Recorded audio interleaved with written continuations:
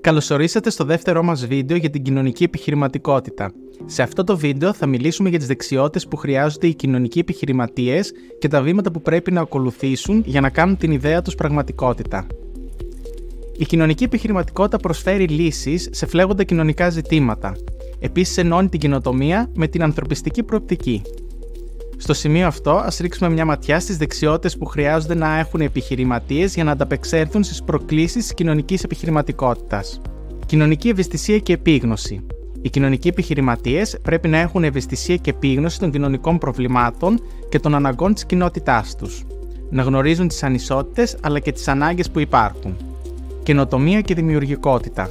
Η κοινωνική επιχειρηματικότητα προσφέρει καινοτόμες λύσεις σε κοινωνικά ζητήματα. Γι' αυτό απαιτείται δημιουργικότητα και ο συνδυασμός επιχειρηματικής σκέψης και κοινωνικής αντίληψης. Διοικητικές και οργανωτικές ικανότητες. Μια επιχείρηση κοινωνικού σκοπού δεν πάβει να λειτουργεί σαν μια κοινωνική επιχείρηση. Για το λόγο αυτό, οι διοικητικές και οργανωτικές δεξιότητες είναι απαραίτητες για την ορθή διαχείριση των πόρων, την οργάνωση ομάδων, την εκτέλεση καθηκόντων και άλλα. Επικοινωνία και δικτύωση. Η αποτελεσματική επικοινωνία με πελάτες, εταίρους, επενδυτές και το κοινό είναι απαραίτητη, όπως επίσης και οι ικανότητες δικτύωσης για τη σύναψη νέων συνεργασιών και την καλύτερη αξιοποίηση πόρων και ευκαιριών. Ανθρωποκεντρική προσέγγιση. Οι κοινωνικοί επιχειρηματίες πρέπει να είναι προσανατολισμένοι στον άνθρωπο και την κοινότητά τους, να είναι ευαίσθητοι στις ανάγκες του κόσμου και να επιδιώκουν διαρκώς το κοινό καλό. Οι δεξιότητες που είδαμε προηγουμένως δεν αρκούν πάντα για τη δημιουργία μιας επιτυχημένης κοινωνικής επιχείρησης. Ας δούμε κάποια βασικά βήματα που πρέπει να ακολουθήσει ένας κοινωνικός επιχειρηματίας για να κάνει τις ιδέες του πράξη. 1.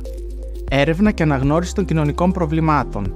Ερευνώντας και κατανοώντας τα προβλήματα της κοινωνίας, οι επιχειρηματίες μπορούν να αναγνωρίσουν τις ανάγκες και τις ευκαιρίες που υπάρχουν. 2. Δημιουργία business plan.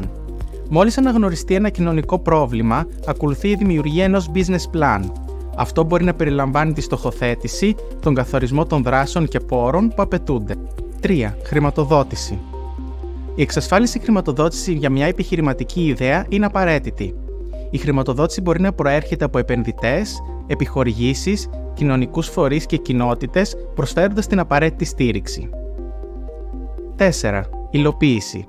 Αφού εξασφαλιστούν οι πόροι, μια κοινωνική επιχείρηση μπορεί να προχωρήσει στην υλοποίηση του business plan, να ξεκινήσει την ανάπτυξη του προϊόντος ή της υπηρεσίας της και να τα δοκιμάσει στην πράξη. 5. Ανάπτυξη και αναβάθμιση. Οι κοινωνικοί επιχειρηματίες οφείλουν να ακολουθούν τις εξελίξεις της κοινωνίας, προσαρμόζοντας τις λύσεις τους και βελτιώνοντάς τους συνεχώς. 6. Αξιολόγηση και αντίκτυπος.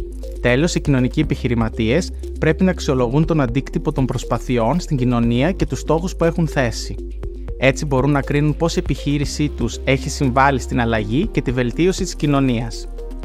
Να θυμάστε πως κάθε περίπτωση και επιχείρηση είναι μοναδική και πως κάθε φορά απαιτείται διαφορετικός συνδυασμός ικανοτήτων και βημάτων για την εξέβρεση κάποιας λύσης στα προβλήματα που υπάρχουν. Σας ευχαριστούμε που ήσασταν κοντά μας σε αυτό το βίντεο και σας ευχόμαστε κάθε επιτυχία στο προσωπικό σας ταξίδι στην κοινωνική επιχειρηματικότητα.